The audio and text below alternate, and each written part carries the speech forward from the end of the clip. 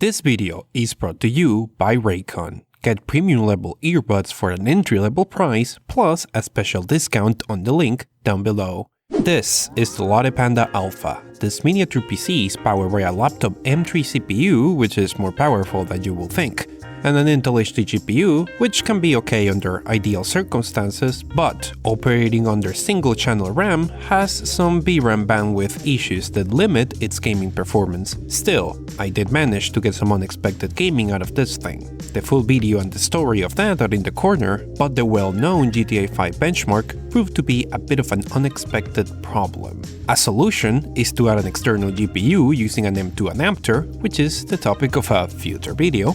But getting an adapter that works in Europe on such a short notice is being way more of a problem than anybody expected. You will hear the full story soon enough, I hope.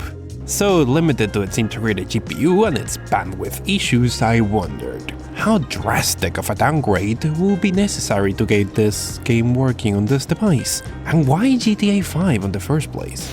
Grand Theft Auto 5 is one of the most profitable media products of all time. If you check Steam's top seller games at any given date in the last 4 years, chances are you will see this game in the first page. You will think everyone already has this game, but apparently not.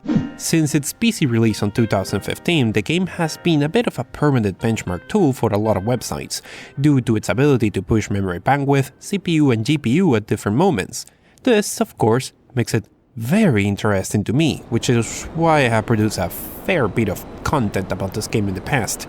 However, they're all terrible because some are literally among the first videos that I ever made and are therefore filled with mistakes and oversights, unlike my perfect and pristine newer videos.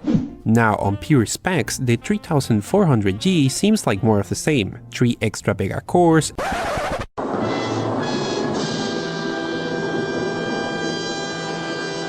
a lot of advice or tools that I use on those videos were either based on old versions of the game, which have changed a bit, or use mods which only work in single player. Thing is, there's a series of elements in the configuration file that are quite powerful in terms of downgrading this game for extra performance, and are super easy to change with nothing but Notepad.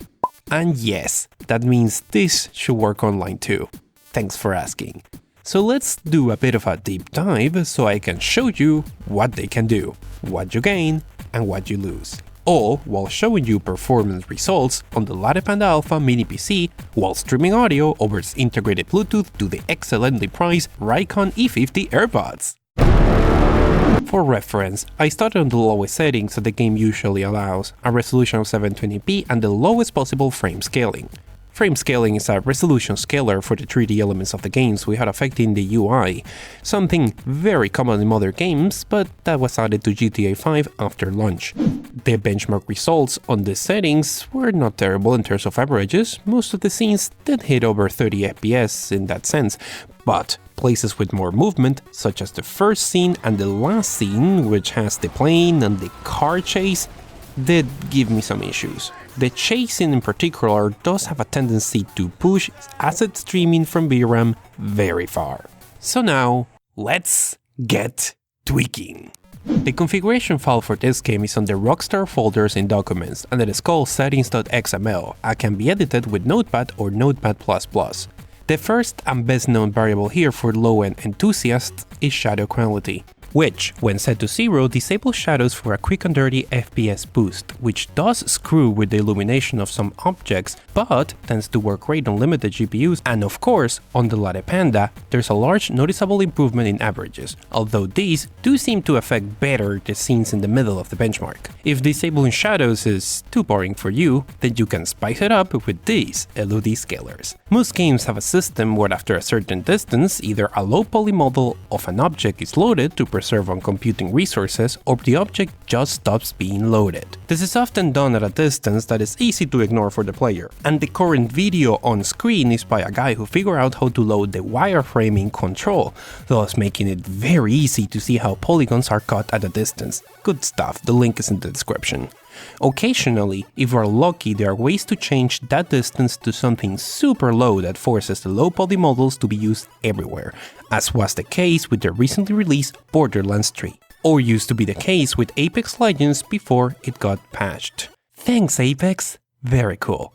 In the case of GTA 5, these values control the LOD distance for terrain, pedestrian, and vehicles, and their usual lowest value is 0. However, if we set them to negative numbers, interesting things happen. LOD scale, which mainly seems to work on terrain, does not seem to do much on -1, but on -2 starts using flat, super low resolution textures all around with interesting effects. Where this is applied seems a bit hard to predict, as certain parts of the terrain seem under usual low resolution and some are just completely downgraded, and occasionally those seem to mess with the elevation of some of the textures. In terms of performance, this does provide a subtle increase in those averages, and at this point you might be thinking, oh, damaging those textures like that is not worth it for such a small performance increase, and buying a console or PC is not that much anyway, to which I say, well, why do you want to ruin my fun? Also, consoles and used PCs can be stupidly expensive in developing countries, and you know what, I don't care about that, let's make it worse. PED, LOD bias, controls the LOD distance of random NPC pedestrians on the game. Set it to -2 and this happens. Yep, that's right.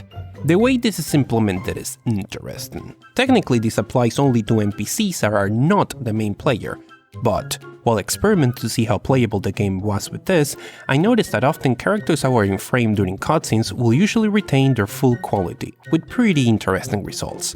And at times, if a game was starting again after dying, it will retain the low poly model even for the playable characters. It's pretty funny, in a weird way. Interestingly enough, the only place where there was a measurable performance increase is the pier scene, which might have a higher background concentration of pedestrians, or the other scenes are hitting a more important bottleneck down the line.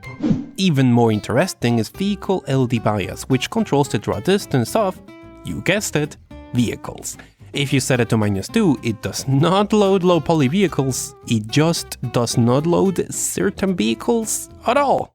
I've got another idea, Batman. I can take Aquaman right to the ship in my transparent plane. Concentrating on the task at hand, Wonder Woman uses her telepathic powers to command her transparent plane to do her bidding. If you set it to -1 instead of -2, some elements are gone, like wheels and some of the other vehicles driven by NPCs. And yes, that did improve performance on those vehicle-heavy sections. Hey, do you think you're going a bit too far? No, not yet. Max LOD scale down in the lower part of the file seems to control several of the LOD sliders at the same time, and once again -2 kills everything. I mean, this is just gone.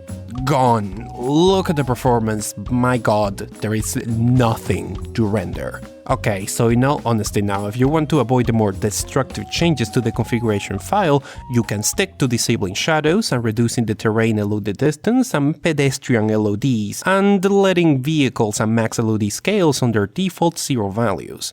Look, I know this can be a bit of an experience, but on your side, maybe you got this game for like nothing on Steam sale and are trying to get it to work on your ancient school laptop, or you're like me trying to see what a mini PC can do on the extreme, and you might find this information useful or just interesting. The next step is to figure out my adapter issue so I can finally get an external GPU connected to this thing to turn it into a very useful mini PC. It already has more ports than a laptop, as well as embedded Wi-Fi and Bluetooth, which already makes it a great travel companion. Since I have been traveling a lot, especially lately, I am constantly looking for ways to be as portable as I can, which is also why I used to spend way more than I think I should on Bluetooth headphones to connect to my phone on my portable PC gaming machines. Here's the thing, my experience with past small headphones has been not very good. The battery lasts almost nothing.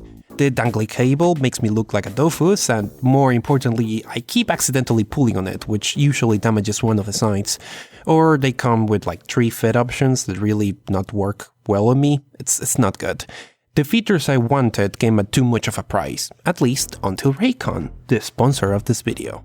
I got their entry-level E50 earbuds, and I'm never going back to regular dangly cable headphones again. Here's a list of things that I like. The magnetic lid on the case that snaps it shut super tight, that they turn on automatically when you take them out of the case and off when you put them back in. They pair quickly the first time and have given me no connection issues since. The battery gives me like 6 hours of playback, and the case can charge them up to 5 times.